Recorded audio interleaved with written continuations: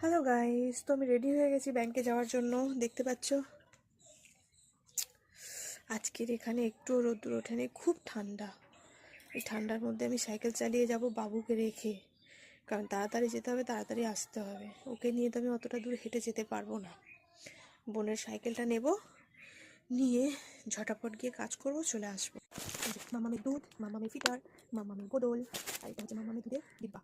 এটাতে খেতে চায় না কিছুতে, তাও মামিকে দিয়ে যাচ্ছে, যদি খাওয়াতে পারে তো খাওয়াবে, নাহলে এটা দিয়ে খাওয়াবে। তো আমি দিয়ে দেয়।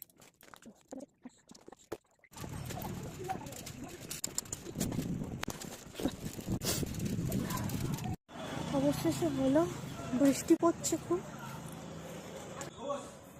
অবশেষে কাজটা হয়ে গেছে।